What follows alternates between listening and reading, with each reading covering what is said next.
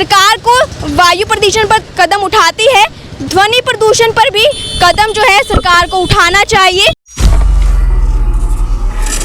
ध्वनि प्रदूषण को लेकर भी नए नए अभियान चलाने चाहिए, क्योंकि जो ध्वनि प्रदूषण से बुजुर्गों को बीमारियां होती हैं, बुजुर्गों के लिए भी ध्वनि प्रदूषण काफ़ी ज़्यादा नुकसानदायक है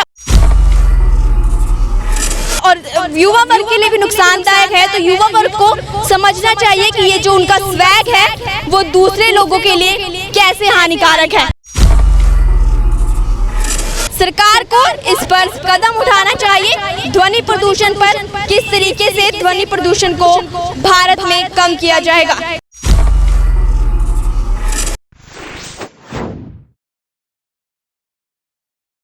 ये आवाज़ सुनकर कहीं ना कहीं आपने भी अपने कानों में हाथ रख लिया होगा, क्योंकि ये आवाज़ आपको चिड़चिड़ाहट पैदा कर रही होगी आपके अंदर और आपके लिए हानिकारक भी होगी।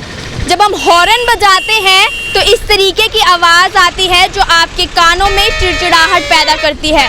लेकिन हम इस्तेमाल हॉर्न का जब करते हैं तो आजकल जो हॉर्न है वो काफ़ी अजीब तरीके के हॉर्न लोगों द्वारा लगाए जा रहे हैं। काफ़ी अजीब तरीके से हॉर्नों का इस्तेमाल हो रहा है। लोग बेवजह हॉर्न का इस्तेमाल करते हैं। कुछ युवा जो हैं वो ऐसे हैं जो सड़क अगर खाली हो तब भी बेवजह हॉर्न बजाकर वहाँ से निकलते हैं।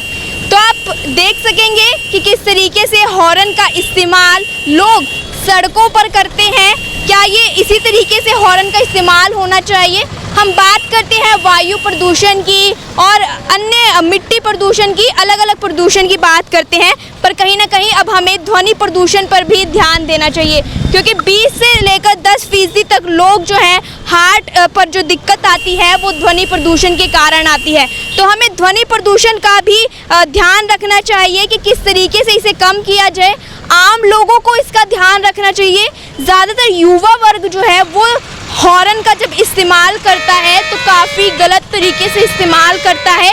और आजकल हॉर्न जो है वो बड़े बड़े प्रेशर वाले हॉर्न आ रहे हैं, और अगर जो बड़े बड़े डंपर हैं उनमें भी इस तरीके के हॉर्न होते हैं कि कहीं ना कहीं वो ध्वनि प्रदूषण को बुलावा देते हैं। तो और आजकल जो ध्वनि प्रदूषण है वो बुज़ुर्गों के लिए हार्ट पर काफ़ी ज़्यादा हानिकारक है। तो और हॉर्न के स्लोगन जो हैं वो भी हमें कई जगह पर दिखाई देते हैं सड़कों पर, और स्लोगन जो है नो हॉर्न के लगे होते हैं। ट्रैफिक पुलिस के द्वारा भी ये जब जो साइन सिंबल है वहाँ पर भी इसी तरीके का नो हॉर्न के बोर्ड लगे होते हैं, पर फिर भी लोग जो हैं वो इसका इस्तेमाल नहीं करते। लोग बेवजह तेज़ वाले हॉर्न जो है वो बजाकर सड़कों से निकलते हैं।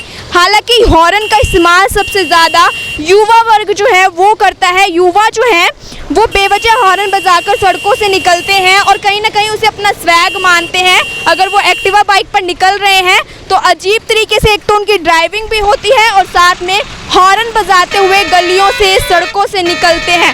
तो ट्रैफिक पुलिस को भी जो हमारा पुलिस प्रशासन है उसको भी इस पर ध्यान देना चाहिए कि किस तरीके से इसको कम किया जाएगा, किस तरीके से इसमें सुधार किया जाएगा। और एक बात और बता दूं कि अब हमारे सड़क एवं परिवहन मंत्री ने इन हॉर्नों की आवाज़ में बदलाव किए हैं। अब हमें ये जो हॉर्न है वो वाद्य यंत्र में सुनाई देंगे, जैसे कि बांसुरी की आवाज़ में या फिर हमारे पियानो जो है उसकी आवाज़ में और तबले की आवाज़ में ये हॉर्न जो है अब हमें सुनाई दिए जाएंगे।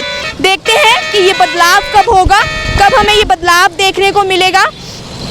सरकार को अब नो हॉर्न पर भी एक जो मुहिम है वो भी चलानी चाहिए कि किस तरीके से नो हॉर्न को जो हॉर्न है उसको कम किया जाए। अगर विदेशों की मैं बात करूं तो विदेशों में हॉर्न को एक गाली समान समझा जाता है, पर यहाँ भारत में लोग अपना स्वैग हॉर्न को समझते हैं। तो इससे जो है काफ़ी ज़्यादा बीमारियां जो हैं वो भी होती हैं। ध्वनि प्रदूषण से, वायु प्रदूषण से तो होती हैं। तो सरकार को ध्वनि प्रदूषण को लेकर भी कोई अभियान चलाना चाहिए ताकि इसकी जो हॉर्न है, हॉर्न की जो बड़े बड़े प्रेशर वाले हॉर्न हैं जो काफ़ी अजीब तरीके के आजकल हॉर्न बजने लगे हैं, युवा इसके लिए सबसे आगे है, इस सबसे आगे माना जाता है। इसमें बदलाव ज़रूर करना चाहिए सरकार को। और जो वाद्य यंत्र है ये सरकार का काफ़ी एक अच्छी पहल है कि वाद्य यंत्र में अब हमें हॉर्न सुनाई दिए जाएंगे, कहीं ना कहीं अब हमारे कानों को एक अच्छी आवाज़ सुनने को मिलेगी। पर देखते हैं कि ये बदलाव कब होगा और कब सरकार इसका जो बदलाव करेगी, कब करेगी। फिलहाल सरकार को वायु प्रदूषण पर तो सरकार कदम उठाती है, ध्वनि प्रदूषण पर भी कदम जो है सरकार को उठाना चाहिए।